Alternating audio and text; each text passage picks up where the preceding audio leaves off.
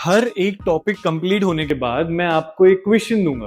वो क्वेश्चन जो है उसका सॉल्यूशन आपको कमेंट बॉक्स में ड्रॉप करना है और हर नेक्स्ट टॉपिक के बाद मैं आपको उसी क्वेश्चन का आंसर भी डिस्क्लोज करूंगा।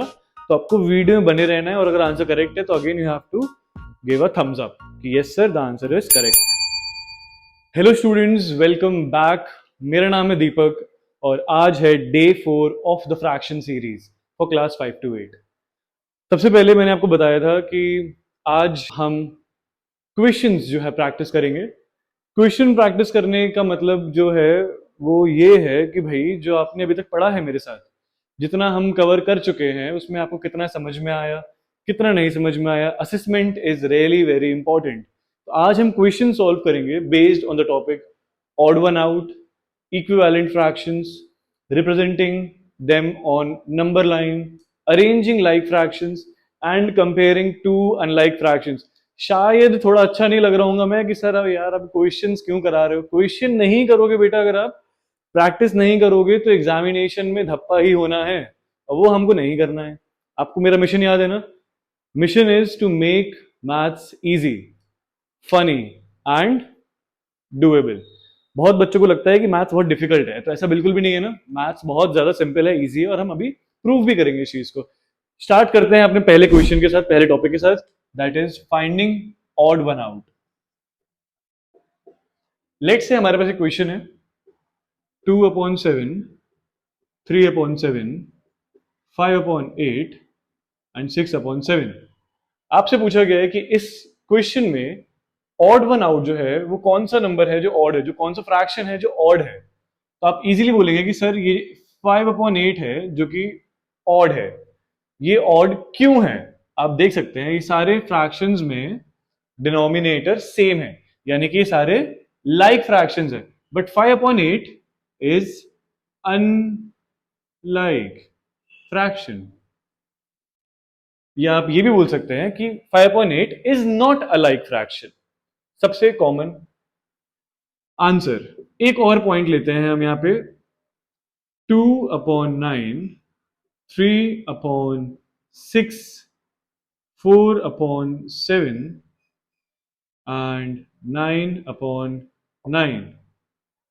अब यहां पर अगर आपसे पूछा जाएगा कि ये सारे फ्रैक्शंस जो हैं इनमें ऑड वन आउट कौन सा है, तो आप इजीली बोलोगे कि सर 2/9 जो है वो एक प्रॉपर फ्रैक्शन है, 3/6 जो है अगेन वो एक प्रॉपर फ्रैक्शन है, 4/7 जो है वो भी एक प्रॉपर फ्रैक्शन है, बट 9/9 जो है ना वो एक इम्प्रॉपर फ्रैक्शन है। इसीलिए 9/9 जो है वो आपका ऑड वन आउट होगा। ऑड वन आउट समझते हो ना? अगर चार लड़कियां बैठी हैं, बीच में एक लड़का बैठा है तो ऑड होगा, राइट? क्यों? क्योंकि चार लड़कियां और एक लड़का है साइड में। हमें बस वही देखना है कि कौन सा यहाँ पे अलग है, कौन सा हमारे पे डिफरेंट है।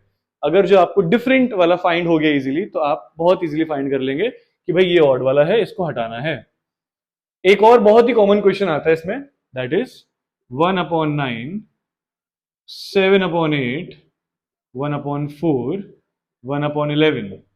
यहां आपसे पूछ रहे हैं अगेन कि बताइए कि इसमें से ऑड वन आउट कौन सा है। आपको कुछ नहीं करना है, आपको पता है इजीली कि भाई 1/1 वाले जो फ्रैक्शन होते हैं जिनका न्यूमरेटर लॉग्ड होता है 1, वो होते हैं यूनिट फ्रैक्शन। बट इस पूरी सीरीज में 7/8 जो है वो यूनिट फ्रैक्शन नहीं है, तो वील इजीली से नॉट अ यूनिट फ्रैक्शन। और इसी वजह से 7/8 जो है वो हमारा है odd fraction. Moving on to the next topic.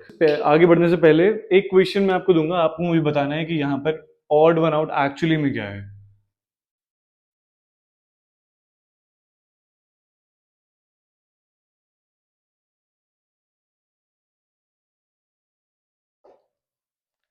तो इस क्वेश्चन का आंसर कमेंट बॉक्स में ड्रॉप कीजिए। हम मिलते हैं नेक्स्ट टॉपिक के बाद। इक्विवेलेंट फ्रैक्शंस क्या होते हैं आपको पता है। अब इक्विवेलेंट फ्रैक्शंस कैसे फाइंड करते हैं आपको ये भी पता है, राइट? तब हम क्वेश्चन सॉल्व करते हैं, beginning with the very first one, that is 2/7 के टू इक्विवेलेंट फ्रैक्शंस फाइंड करने हैं आपको। तो how will you do it? 2/7 multiplied by 2 and 2/7 multiplied by 3. आपको पता है इक्विवेलेंट फ्रैक्शन हम इजीली फाइंड आउट कर लेते हैं by multiplying the numerator and the denominator by the same number. तो 4/14 हमारा पहला इक्विवेलेंट फ्रैक्शन आ जाएगा और 6/21 हमारा दूसरा इक्विवेलेंट फ्रैक्शन आ जाएगा. एक और क्वेश्चन ट्राई करते हैं इक्विवेलेंट फ्रैक्शंस में, जिसमें लिखा गया जैसे 14/20. तो कोशिश क्या करनी है आपको कि जो इक्विवेलेंट फ्रैक्शन आप निकाल रहे हैं उससे पहले फ्रैक्शन को चेक कीजिए कि क्या वो सिंपलेस्ट फॉर्म में है या नहीं है.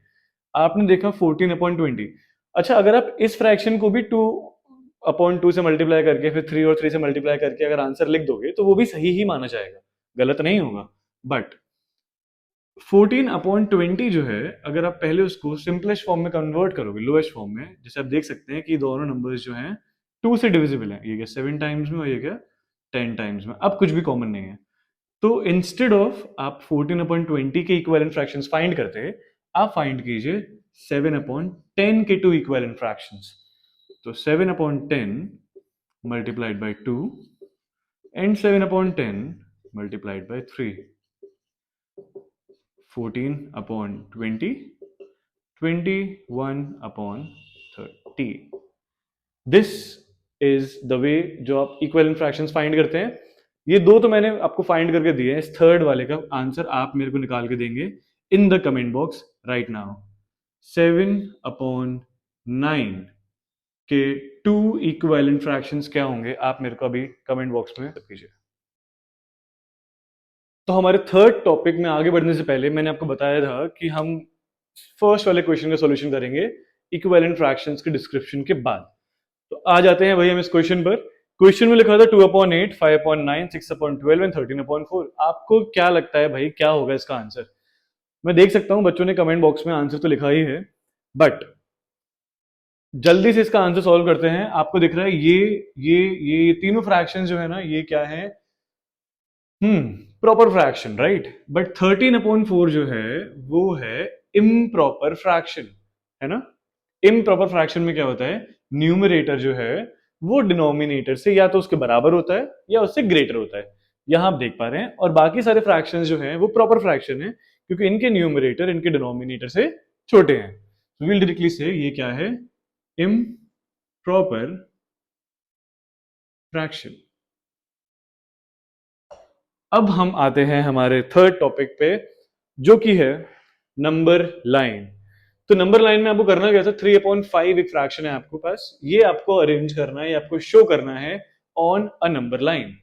तो मैंने आपको पहले ही बताया था नंबर लाइन पे कैसे शो करते हैं. नंबर लाइन ड्रॉ करने के लिए आपको पता है ये सारे के सारे जितने भी प्रॉपर फ्रैक्शंस होते हैं वो 0 और 1 के बीच में लाया करते हैं, ये आपको पता ही है, राइट. तो करना क्या है, आपको पहले आपको 0 और 1 मार्क कर देना है एक नंबर लाइन पर, ठीक है. अब डिनोमिनेटर चेक करो. डिनोमिनेटर में क्या है, 5 गिवन है ना, तो 5 से एक कम यानी कि 4 डैशेस बनाइए.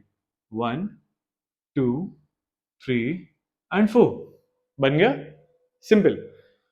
अब आपके पास यहां लिखा है नंबर 3 न्यूमरेटर में. तो करना क्या है, आपको 0 से 1, 2, 3 काउंट नहीं करना है. आपको 3 से 3 बोला है ना न्यूमरेटर में, तो 3 स्टेप्स चल दीजिए.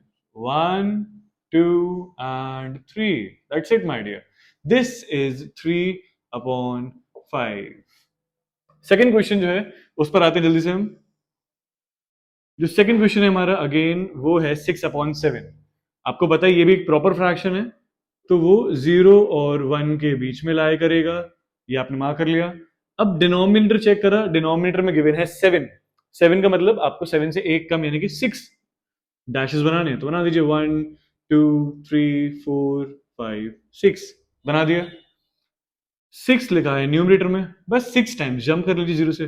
1, 2, 3, 4, 5, 6. ये आपका आंसर आ गया 6/7.